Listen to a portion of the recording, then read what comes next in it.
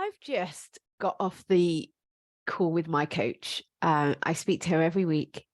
And this week, it actually hurt my head because my brain was so resistant to changing my belief. So I've got an ingrained belief. So in a belief being a thought that you've had so many times, it just now appears as a fact. You've thought it over and over again. It's now just a truth in your world. And I have a belief that I'm not good enough. I don't have enough. That no one really wants to hear what I have to say. And we were talking through, and logically, I know those thoughts not to be true.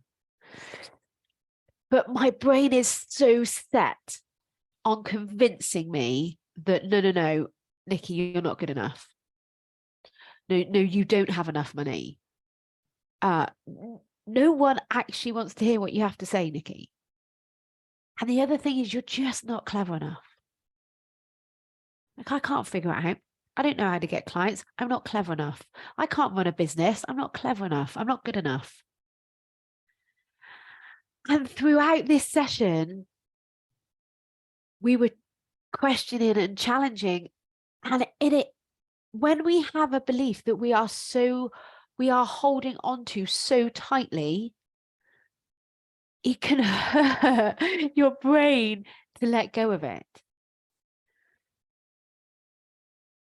But when you do let go of it, when you do accept that, okay, that thought is going to be there and it's not true and it's not a problem that it's there, then you get to think a lot more logically about the position you're in. So if I didn't have the thought I'm not good enough, what would I be doing differently? Well, I'd be showing up with more energy. I would probably be relaxing. I wouldn't be beating myself up or judging myself. I wouldn't be comparing myself to other people. And so I wanted to share this with you because it fascinates me how we've had a sentence in our brain that we have just decided is true. We've decided, for sure, I'm not good enough. For sure, I am not clever enough. Absolutely nobody wants to hear what I have to say. Said who? Like who put that in stone? No one did. No one has ever told me that. No one has ever I don't remember hearing it. So I just decided. And I really want to hold on to that because that really protects me from being in any sort of form of discomfort or disappointment. So I just get uncomfortable and disappointed ahead of time.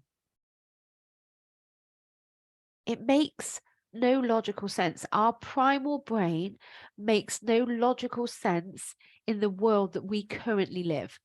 It made sense hundreds of thousands of years ago, but not today, not now, not in the world that we're living in. So what can I do about that? This is what I can do about that. And this is what you can do about those sentences that you have in your brain that you are very reluctant to give up. Notice them, first of all. Hear them like you would hear someone that you really love, a friend. And then make that decision to not believe it. So another thing that my brain likes to tell me is I'm really fucking pathetic. Excuse my language. I'm really fucking pathetic. I wouldn't dream of speaking to somebody else like that. So why is it acceptable that I speak to myself like it? It isn't.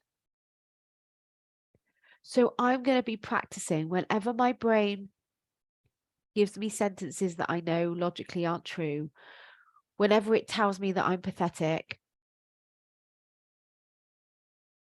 I'm just going to practice putting my hand on my heart, thanking my brain for trying to keep me safe because in some way it's really thinking that it is. And I'm just going to remind myself that we don't talk to ourselves like that. And just like I would say to somebody else, it is not acceptable for you to talk to me in that tone of voice. Because actually, I am good enough. Actually, I am clever enough. I figure most things out.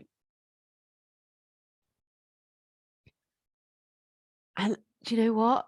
Maybe there's people out there that actually do want to hear what I have to say because it helps. I've got something that can help people. So ask yourself this. And this can apply to your beliefs around eating sugar, drinking alcohol, spending money. It can be around your beliefs about what other people should do, what you should do, who you are. If you didn't have that thought, if you didn't believe that you needed that glass of wine to relax, if you didn't believe the chocolate made you feel better, if you didn't believe that spending money was a treat, or overeating, or over drinking was a treat, if you didn't have that thought and you didn't believe it, what would you do differently? So if I didn't believe I wasn't good enough, if I didn't believe I wasn't clever enough, if I didn't believe I couldn't grow a business, if I didn't believe those thoughts, I would just chill out a little bit. I would give myself a break. I would show up as a much better version of myself. And generally, I would just enjoy the process of life. And that's something that I'm working on with my coach and will always need to work on with my coach because we have human brains. And our human brain loves to think and it loves to tell us stuff that isn't true. It's misguided. So I really believe that being able to speak to someone who's neutral, non-judgmental, who's able to listen to what I have to say without criticism and with love, question my beliefs. Because when I do that, I create the life I want to live. And this is a gift that I would love to offer you as well. I would love to give you the opportunity to create the life that you want, the body that you want, the relationships that you want. So if you're ready to make that investment, then please get in touch because I can help you. I can help you to feel better physically, mentally, and emotionally. And the way that we do that is by learning how to manage our minds. It is a process. It is a skill. This is something that you get to learn. And I would love to be able to support you and teach you through that process. So book an appointment with me today. Book a consult. I've got a couple of spots left for this side of Christmas. And let's make it happen. Have an amazing day. Bye.